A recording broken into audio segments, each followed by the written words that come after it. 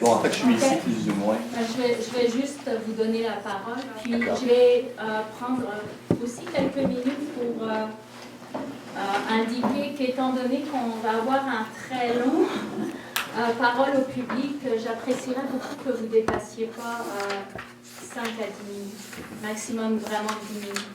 Okay. Je regarde, moi, s'il veut parler plus longtemps, je vais m'enlever pour ce CE-là, puis je parlerai à un autre CE. Je pense qu'on a une personne ici qu'on est vraiment, qu'on aimerait vraiment... Je vais me retirer de la liste. C'est...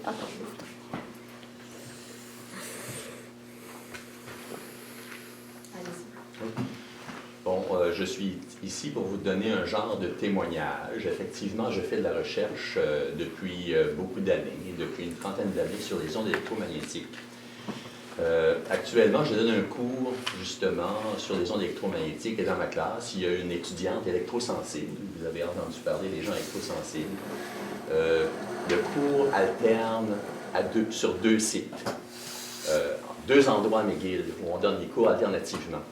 Il y a un endroit où cette personne électrosensible-là ne peut pas aller parce que l'irradiation électromagnétique est trop élevée. L'autre endroit, à McGill, elle peut y aller. En d'autres termes, c'est tolérable pour elle. Donc, il y a des gens qui sont effectivement sensibles aux ondes électromagnétiques. J'en ai rencontré personnellement plusieurs.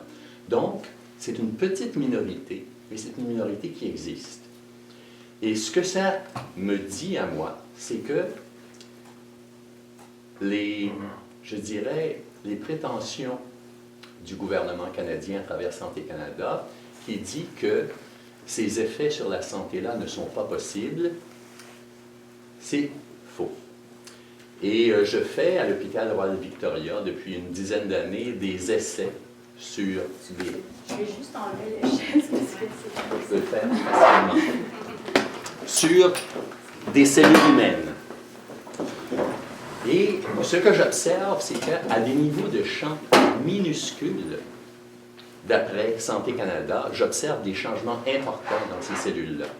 Les cellules s'adaptent au cours du temps, mais des variations des champs incidents ramènent des perturbations. Donc, ce que ça dit, c'est que la base intellectuelle des standards de protection est fausse. Et je sais pourquoi elle était fausse, parce que j'étais délégué à des comités d'un institut des ingénieurs en électronique et en électricité des États-Unis. À l'époque, je représentais Hydro-Québec, et j'ai vu comment ces critères de protection-là ont été développés. Ils ont été développés par des individus qui avaient peu de compétences en médecine et en biologie, mais qui étaient très enthousiastes vis-à-vis des développements techniques qui allaient être permis par les télécommunications, par exemple. Donc, dans leur enthousiasme, ils ont eu une forte tendance à croire que les données scientifiques qui leur venaient d'un peu partout, qui leur disaient que ces champs électromagnétiques-là pouvaient avoir un effet sur les humains, étaient fausses. C'est quoi les effets qu'on peut attendre d'un système Wi-Fi dans une école? Les vrais effets, c'est que la mémoire à court terme peut être affectée. L'attention peut être affectée. Et il peut y avoir également d'autres phénomènes neurologiques. Puis la raison pour laquelle ça s'adresse principalement au système nerveux, c'est que le système nerveux, comme vous le savez, dépend énormément de l'amener en oxygène. Vous savez que si on arrête de respirer pendant quelques minutes, on meurt parce que notre cerveau ne peut tolérer le manque d'oxygène. Ce que j'observe dans mon laboratoire, c'est que les ondes électromagnétiques sont capables d'interférer avec ce qu'on appelle le métabolisme d'oxydoréduction dans les mitochondries des cellules. Donc, ce genre de mécanisme-là, à mon avis, est dangereux à long terme. Et ce qu'on sait à l'heure actuelle, c'est que, d'après les observations qui nous viennent du monde entier, c'est que, à court terme, dans les écoles, il se passe des choses qui sont anormales lorsque les étudiants sont exposés à ces champs-là. J'ai un passé en ingénierie J'ai été consultant, j'ai travaillé pour Hydro-Québec, l'Institut de recherche, j'ai été consultant pour Siemens, j'ai été consultant pour Northern Telecom. Donc, je sais ce qui est faisable techniquement.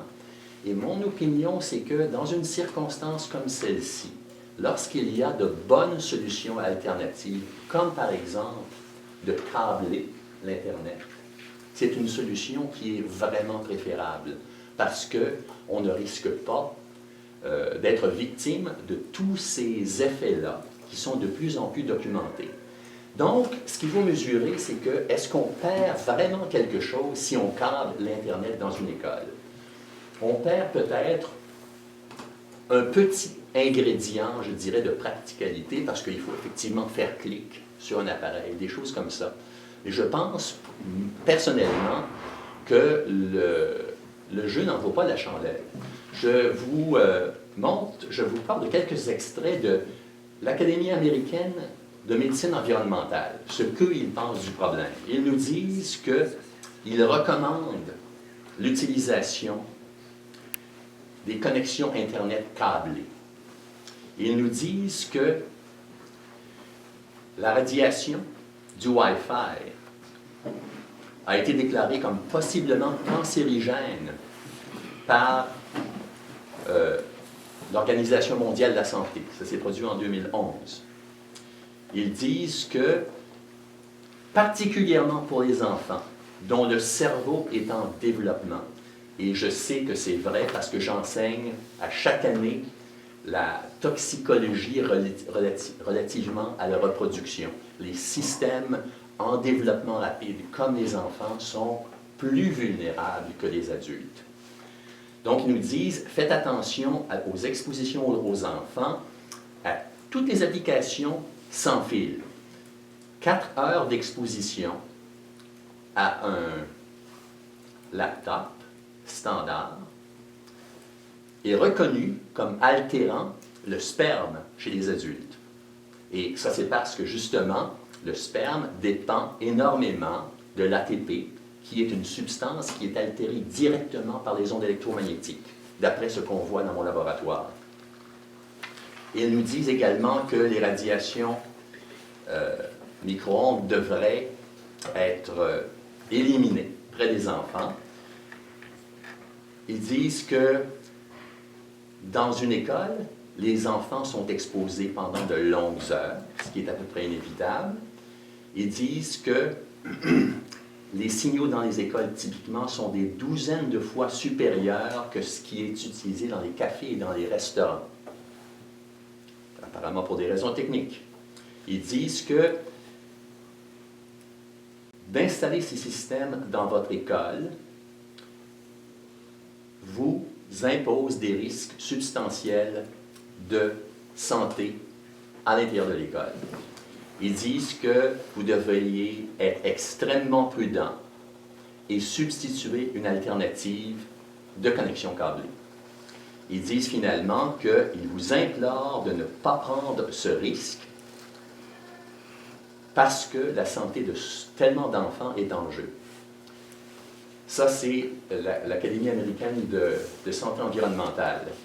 Naturellement, vous savez qu'à peu près la moitié du monde a des standards de radiation qui sont beaucoup plus sévères que ce qu'il y a dans ce que j'appelle le four à micro-ondes nord-américain. En d'autres termes, en URSS, en Chine, dans beaucoup de pays d'Europe, les standards sont environ 100 fois plus petits qu'ils ne sont ici. Et ce que fait l'industrie, c'est que avec ces systèmes de sans-fil, elle augmente toujours la dose. Donc, si vous commencez dans la voie du sans-fil, vous pouvez vous attendre à ce que les nouveaux modèles, les nouvelles générations, vous irradient encore plus. Et j'ai ici une lettre du Comité national russe sur la protection contre les radiations ionisantes. Et ce que ça dit, en résumé, c'est que le risque potentiel pour les enfants est extrêmement élevé. Comment est-ce que ça va se manifester? Probablement, c'est que, vous savez, même les baladeurs, on se met des écouteurs dans les oreilles et on écoute de la musique. On a déjà mesuré que des instruments aussi simples que ça étaient capables d'affecter la mémoire des utilisateurs. Donc, Ces effets-là sont des effets qui existent à plusieurs fréquences différentes, qui ne sont pas évidemment palpables. Lorsque on a volé 15 points de quotient intellectuel à 10 millions d'enfants américains en les exposant au plomb parce qu'on en mettait dans notre gasoline, ce n'est pas une chose qui a été évidente pour personne. On s'en est rendu compte après. Les Romains se sont empoisonnés au plomb de la même manière. Les Romains savaient que quand on était exposé au plomb, c'était un problème pour le sang. Mais ce qu'ils ne savaient pas, c'est que même la plus minuscule exposition au plomb affecte le quotient intellectuel des enfants.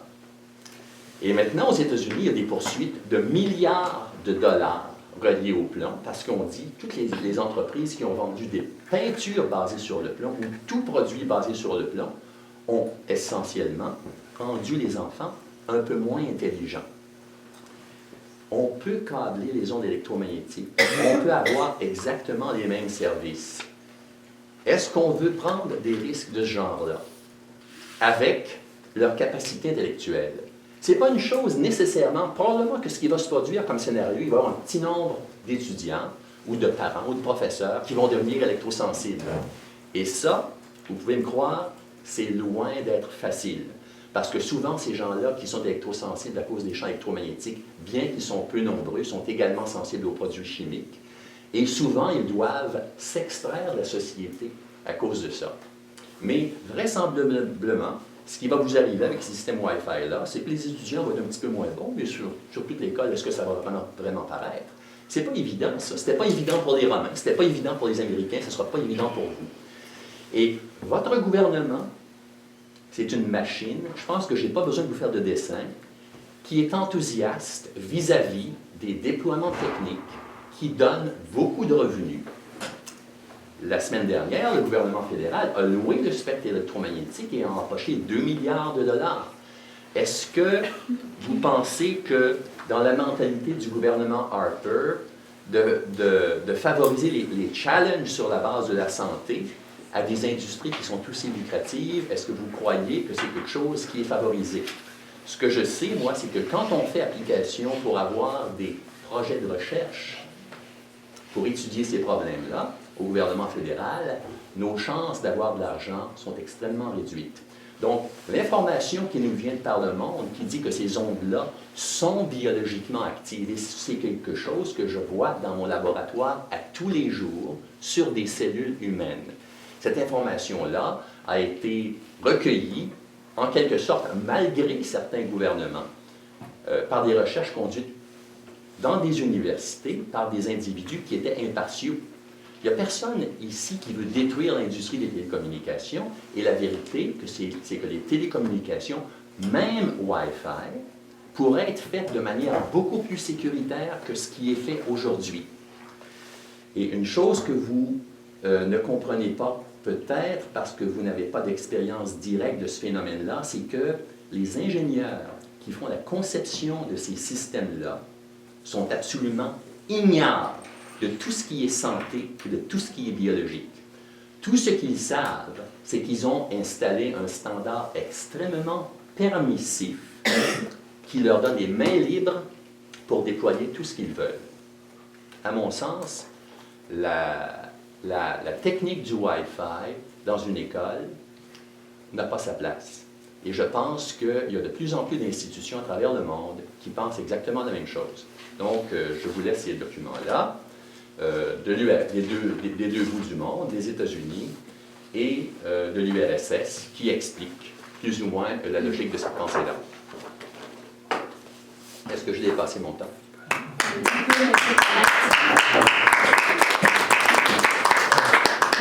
Merci beaucoup.